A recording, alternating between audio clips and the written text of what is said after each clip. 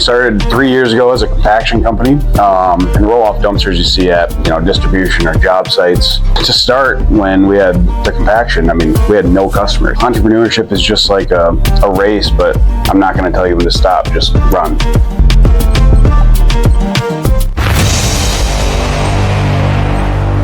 I have Rylee Groeneweg with me. Rylee is my oldest nephew. He's caught the entrepreneur bug, as is maybe runs in our family. So he's started up a company called Wreck and Roll, and Wreck and Roll started as a company that came in and would crush dumpsters. You've got this massive drum on a truck, right? Maybe explain just a little bit of what that entails. Yeah, so we started 3 years ago as a compaction company, and roll-off dumpsters you see at distribution or job sites, construction sites, and the big massive 30-yarders, the open top ones that you'd see. And we bring a drum in, and it spins and grinds everything up, and it actually weighs about 3 tons, so it compacts it down and get more room in your dumpster. Yeah. So now that a natural progression in your guys' business was going into dumpster rentals, is that correct? Absolutely. And within in the last 12 months or so, you guys have started to develop into the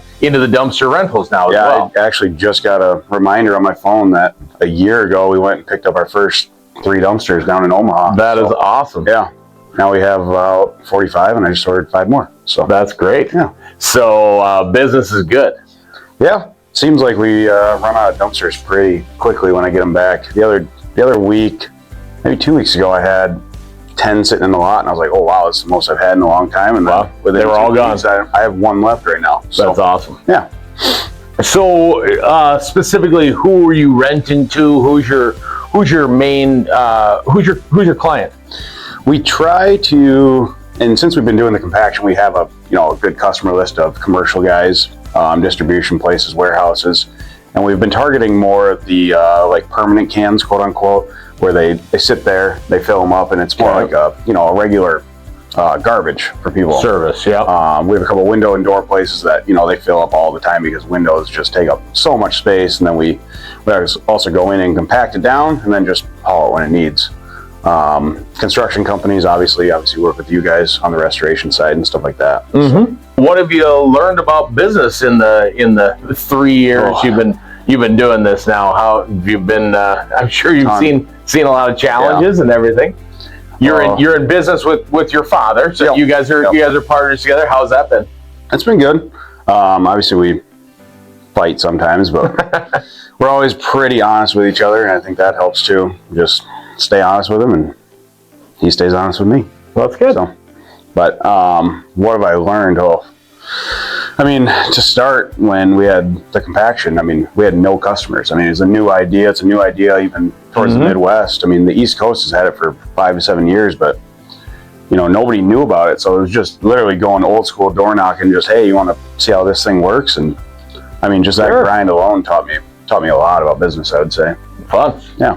How about on the financial side? Any big wins that you guys have come across that maybe you didn't know about before you got into business? I guess after getting into dumpsters and having the compaction, seeing the margins on compaction versus dumpsters, because I mean it takes an hour or two, probably more like 2 hours to dump a dumpster and get it back to the customer. Okay. The compaction side, I mean, within that 2 hours, we could probably compact 10 to 15 dumpsters, depending on how many we're doing at per site. So just seeing the margins and the financials on compaction is actually the way to go. Gotcha. So your background is in electrical engineering, correct? So Rylee went to South Dakota State for an electrical engineering degree. He's a math whiz. So what of your endeavors on the school side do you feel like you use on a regular basis, if any? Yeah, I feel like I use a lot. I went to obviously SDSU, got my degree, and then worked at Sencor here in town. Yep. And my boss there, I mean, taught me a lot about how to service the customer. That's awesome. I mean, so I worked there for about 3 years. Within the first year, I was dealing with NBC and one of their bigger customers. Yeah. So just having him right by my side to teach, I mean, we'd go down to Denver and stuff like that, and he'd just teach me how to interface with the customer, showing up on time, just making sure they're getting everything they need, how to communicate with them, because obviously they're a big customer. Yeah. So.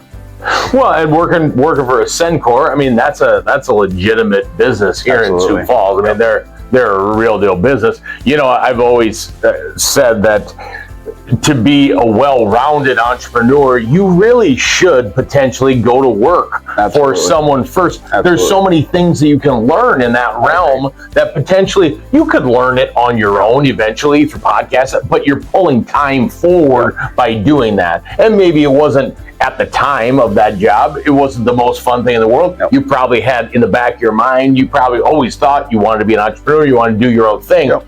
But it's invaluable how much you learned. But you also had to be intentional about learning those things as well. You wouldn't have been moving up as fast if you wouldn't have been intentional about, I'm going to do everything in my power to give everything I can to this job. And then when I've learned what I feel like, now I'm ready to move on. It's a great tip for really anyone coming out of college or any young people, really.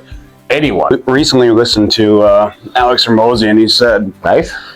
how did he put it? He said, entrepreneurship is just like a race, but I'm not going to tell you when to stop. Just run. And that's it. You just don't know where the finish line is. If I told you to run for 3 minutes, you could see the end, but it's just run. You'll be running for hours and days. Yeah. Nobody's ever going to tell you when to stop. And, it's just all playing the game. So it's the truth. Hey, I assimilated to a puzzle that can never be solved. Well, I appreciate you coming in, and I'm sure we will talk soon. Absolutely.